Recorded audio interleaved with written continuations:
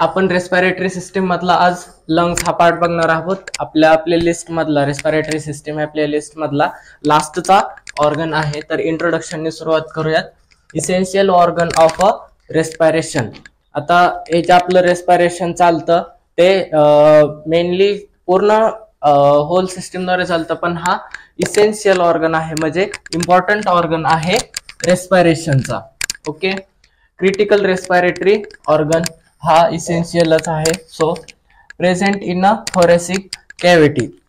आता thoracic cavity कुठून कुठपर्यंत आहे? थोरॅक्स 1 to थोरॅक्स 5 वर्टिब्रा पर्यंत थोरॅसिक कॅव्हिटी आहे. म्हणजे याचं T1 to T5 हे डायमेन्शन झालं, सॉरी लोकेशन झालं. Present in a thoracic cavity T1 to T5. Pink in colour. आता त्याचा कलर काय? पिंक आहे. Okay, conical in shape. Conical शेपचा आहे, म्हणजे असं कोनिकल आणि राऊंड पण आणि असं कोन होतोय ना इथं, हे झालं कोनिकल शेप आहे. Involved by double layer membrane called pleura. Okay, आता इथं प्ल्युरा आणि प्ल्युरल कॅव्हिटी हे दोन कन्सेप्ट आहेत. तर ते काय असतं? प्ल्युरा हे एक टिश्यू आहे जी की दोन लेयर तयार करते लंग्सच्या साइडनी, लंग्सला प्रोटेक्ट करण्यासाठी. तर आपण या डायग्राम मध्ये बघूयात.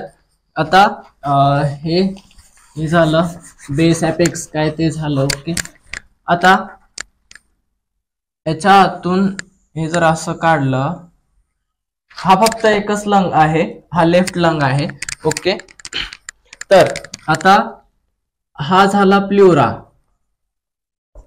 ओके, हा प्ल्युराचा पार्ट झाला. हा एक लेअर आहे स्क्वॅमस सेलने बनलेला. आता याचे दोन लेअर पडतात. एक इंटरनल्स म्हणजे विजरल प्ल्युरा. विजरल प्ल्युरा. ओके, आणि इथं लिहितो इनर. ओके, आणि हा जो बाहेरचा आहे, बाहेरचा लेअर आहे, एकदम बाहेरचा लेअर, तो म्हणजे काय म्हणतात त्याला?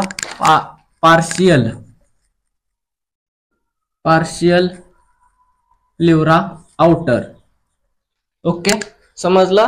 आणि याच्यामध्ये हे लंग्स प्रोटेक्टेड आहे.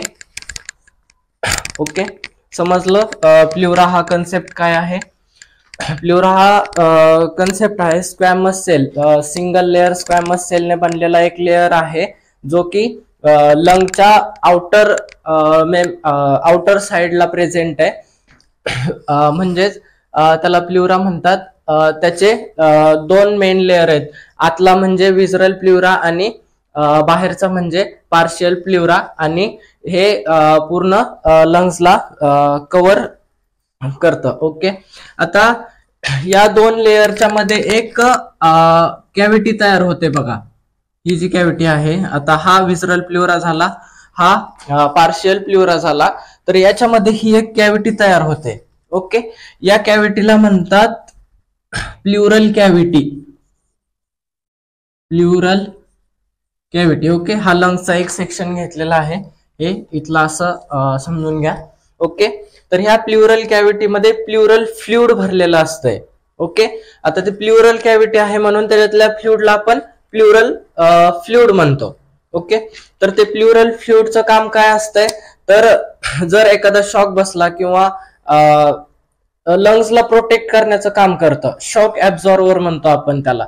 समजा एखादा पंच वगैरे लागला तर रिब्स त्याला थोडस प्रोटेक्ट करतात, आणि प्ल्युरल कॅव्हिटी आणि प्ल्युरल फ्लुइड हे जास्त डॅमेज होण्यापासून लंग्सला वाचवतात.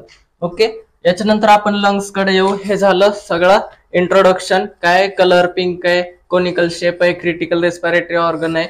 ओके, याच्यानंतर लोकेशन पण बघितलं आपण, thoracic cavity T1 to T5. याच्यानंतर आपण डायमेन्शन बघूयात.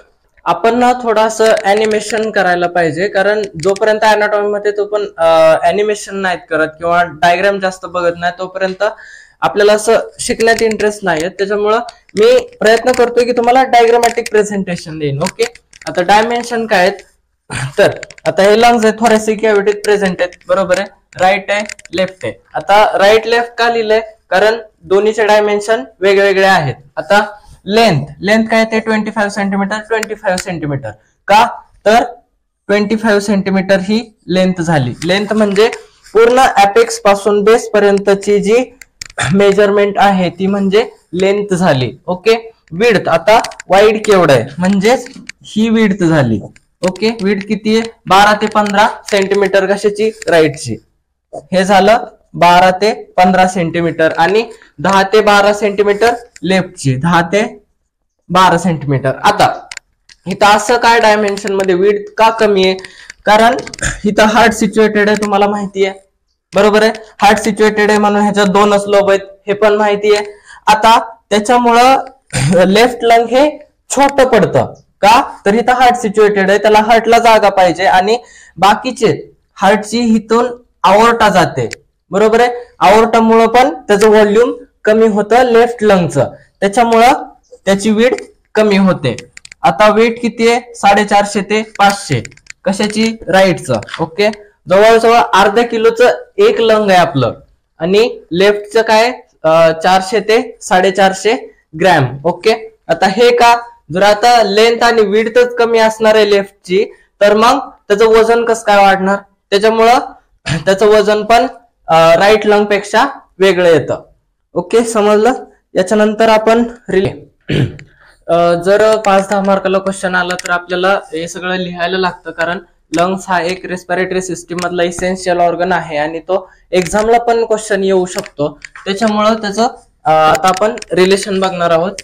एंटेरियर, आता एंटेरियर म्हणजे पुढच्या साईडला काय येतं. ओके, रिब्स येतात, स्टर्नम येतं आणि हार्ट येतं, बरोबर.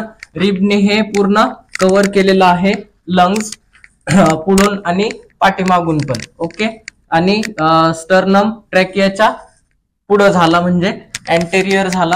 ओके, हे झालं तिन्ही पण.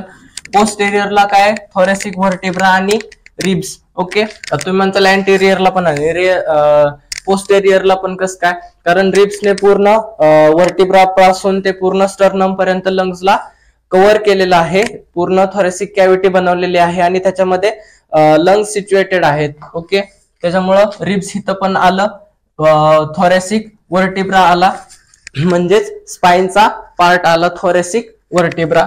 ओके, हे पण झालं. सुपेरियर काय, फर्स्ट रिब. ओके, आता सुपेरियर पार्ट कोणता झाला, इथून वरचा पार्ट सुपेरियर पार्ट झाला, बरोबर. आता ह्या सुपेरियर पार्ट मध्ये इथं पहिली रिब आली, बरोबर, आणि 12वी रिब कुठं आली, इथं लास्टला आली. इन्फेरियर काय, डायफ्राम, लिव्हर आणि स्टमक. ओके, आता लंग आहे ते डायफ्राम वरती सिच्युएटेड आहे. हा डायफ्राम हा एक मसल आहे. ओके, ह्याच्यावरती सिच्युएटेड आहे. डायफ्रामच्या खाली काय येतं, थोडस डायफ्रामच्या खाली आणि थोडं पोस्टेरियर साईडला काय येतं, इथं लिव्हर सिच्युएटेड आहे. ओके, इथून इसोफॅगस येतो, इथं स्टमक आहे, ते बाईल ते नंतर, आणि इकडं पॅनक्रियाज आहे. ओके, समजलं. इन्फेरियरला काय आहे, आता मीडियनला काय, ब्रॉन्कस आणि इसोफॅगस आहे. ओके, हे काय आहेत, ब्रॉन्कस आहेत, बरोबर आहे. कुठं झाले, मीडियनला झाले, ह्याच्या आणि ह्याच्या मीडियनला काय झाले, ब्रॉन्कस झाले. आणि इसोफॅगस कुठून आहे, तर ट्रॅकियाच्या पाठच्या साईडनं असा इसोफॅगस आलेला आहे, तो इथं स्टमकला डायफ्राम मधून स्टमकला ऍक्सेस देतो, बरोबर आहे, म्हणून तो पण मीडियनला झाला. हार्टच्या शेजारून, बरोबर आहे, इसोफॅगस झाला आणि ब्रॉन्कस झालं. आपण आता डिफरन्स बघूया राईट आणि लेफ्ट लंग मध्ये काय काय आहेत. ओके, पहिल्यांदा बघूयात राईट लंग काय म्हणतंय, 2 फिशर्स अँड 3 लोब्स. ओके, हे आहे राईट लंग, बरोबर आहे, ते लिहिलेलं आहे बघा, राईट आणि लेफ्ट कोणता आहे. आता फिशर म्हणजे काय असतंय, तर लोब्सला सेपरेट करणारा एक असा पडदा म्हणतो ना आपण, त्याला फिशर म्हणतात, बरोबर आहे. आता त्याच्यातले 2 फिशर आहेत, ते म्हणजे हा एक झाला आणि हा एक झाला, बरोबर आहे. आता 2 फिशर झाले आणि 3 लोब झाले, बरोबर आहे. 2 फिशर झाले आणि 1, 2 आणि 3 लोब्स तयार झाले राईट लंग मध्ये. आता लेफ्ट लंग मध्ये काय, 1 फिशर आणि 2 लोब्स. आता इथला फिशर आहे तो असा प्रेझेंट आहे, बरोबर आहे. हा एक लोब झाला, हा दुसरा लोब झाला, बरोबर आहे. 1 फिशर झाला, 2 लोब्स झाले, समजतंय. त्याच्यामुळे डायग्राम काढलेली आहे. Okay. Anterior border straight. Okay. Anterior म्हणजे पुढची बाजू, पुढची बाजू काय स्ट्रेट आहे, बरोबर आहे, स्ट्रेट आहे. आता ही जी anterior border shows cardiac notch. Okay. इथं आपलं हार्ट सिच्युएटेड आहे, त्याच्यामुळं ही बॉर्डर स्ट्रेट होऊ शकत नाही. इथं कार्डियक नॉच प्रेझेंट आहे.